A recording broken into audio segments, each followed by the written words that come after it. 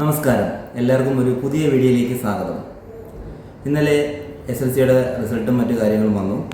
ഇപ്പം വിജയിച്ച എല്ലാ എൻ്റെ കൂട്ടുകാർക്കും അഭിനന്ദനങ്ങൾ.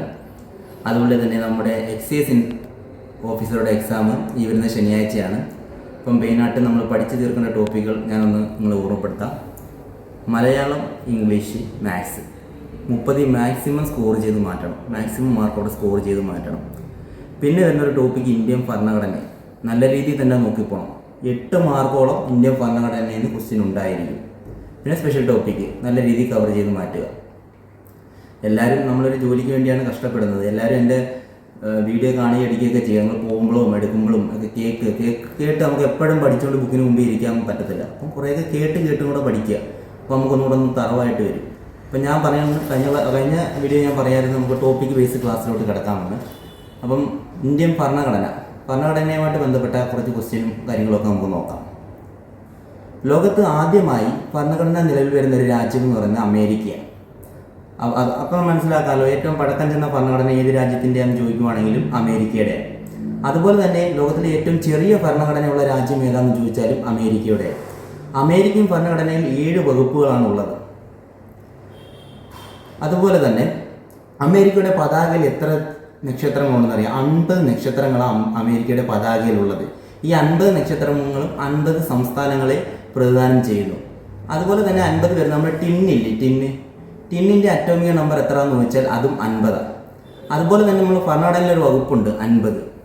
കാര്യനിർവഹണ വിഭാഗത്തെ നീതി നിർവഹണ വിഭാഗത്തിൽ നിന്ന് വേർപെടുത്തുന്ന ആർട്ടിക്കിൾ എത്രയാണെന്ന് ചോദിച്ചാൽ അതും 50. അപ്പോൾ ഇത്രയും കാര്യം 50 വെച്ച് നിങ്ങൾ ഓർത്തിരിക്കണം. 3.50 വെച്ച് ഞാൻ ഇപ്പം പറഞ്ഞു. ഇനി നമുക്ക് ഇന്ത്യൻ ഭരണഘടനയിലോട്ട് വരാം.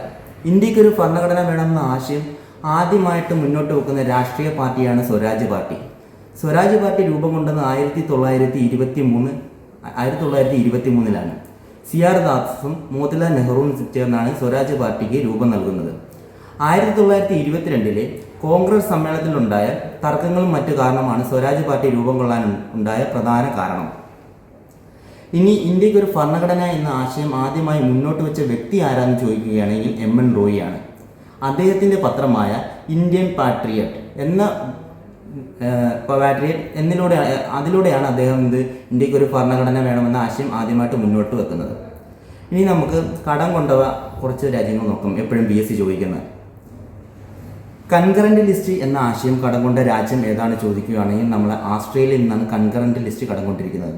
അതുപോലെ തന്നെ യൂണിയൻ ലിസ്റ്റും സ്റ്റേറ്റ് ലിസ്റ്റും കടംകൊണ്ടിരിക്കുന്ന രാജ്യം ഏതാണെന്ന് ചോദിക്കുകയാണെങ്കിൽ കാനഡയാണ്. ലോകത്തിൽ ഏറ്റവും കൂടുതൽ കടൽ തീരമുള്ള രാജ്യം ഏതാണെന്ന് ചോദിച്ചാൽ നമ്മൾ കാനഡയാണ്. അതുപോലെ തന്നെ കാനഡയുടെ ദേശീയ കായിക വിനോദമാണ് ഐസ് ഹോക്കി.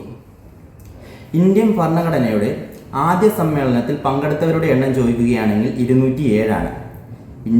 ക്വസ്റ്റ്യൻ പ്രത്യേകം ശ്രദ്ധിക്കണം. ഇന്ത്യൻ ഭരണഘടനയിലെ ആകെ അംഗങ്ങളുടെ എണ്ണം ചോദിക്കുകയാണെങ്കിൽ 389. ഇനി ക്വസ്റ്റ്യൻ മാർക്ക് ചോദിക്കുക, ഇന്ത്യൻ ഭരണഘടനയുടെ ആദ്യ സമ്മേളനത്തിൽ പങ്കെടുത്ത അംഗങ്ങളുടെ എണ്ണം എത്രയാണെന്ന് ചോദിക്കും. അപ്പം നിങ്ങൾ 389 എഴുതാനായിട്ട് ഇരിക്കില്ല, 207. ശ്രദ്ധിച്ചോണം. ആദ്യ സമ്മേളനത്തിൽ പങ്കെടുത്ത വനിതകളുടെ എണ്ണം ചോദിക്കുകയാണെങ്കിൽ 9. ഭരണഘടനാ നിർമ്മാണ സഭയുടെ ആദ്യ സമ്മേളനത്തിൽ പങ്കെടുത്ത വനിതകളുടെ എണ്ണം ചോദിക്കുകയാണെങ്കിൽ 9. ഭരണഘടനാ നിർമ്മാണ സഭയിൽ ആകെ വനിതകളുടെ എണ്ണം ചോദിക്കുകയാണെങ്കിൽ 17. 3 മലയാളി വനിതകളായിരുന്നു ഭരണഘടനാ നിർമ്മാണ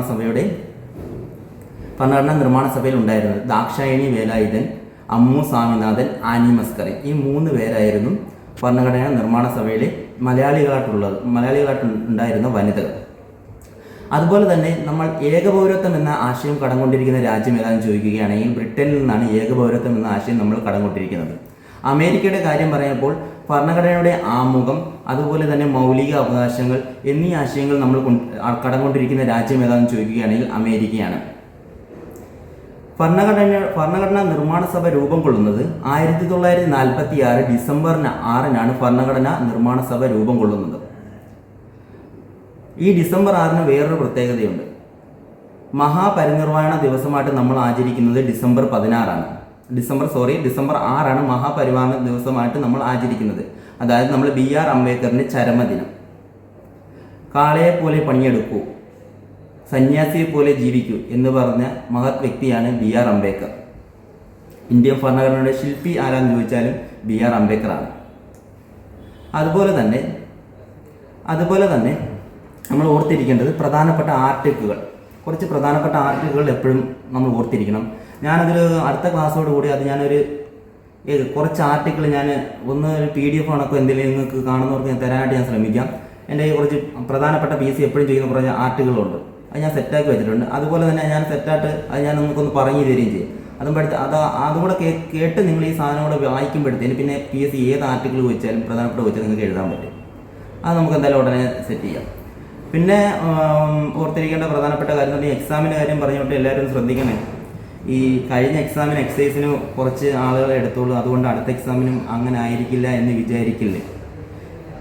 അതുകൊണ്ട് ചിലർ പറയുന്ന കേട്ടായിരുന്നു, ഞാൻ 2 പേര് പറഞ്ഞിട്ട് പോലീസ് എക്സാമിന് വേണ്ടി മാത്രം പഠിക്കുക, എക്സസൈസ് ഞാൻ നോക്കുന്നില്ലെന്നൊക്കെ പറയുന്നത്.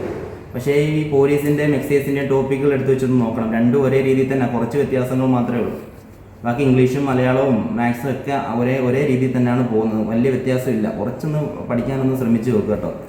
അപ്പം തുടർന്ന് നല്ലൊരു വീഡിയോ ആയിട്ട് നിങ്ങളുടെ മുമ്പിലോട്ട് വരാം. നന്ദി, നമസ്കാരം.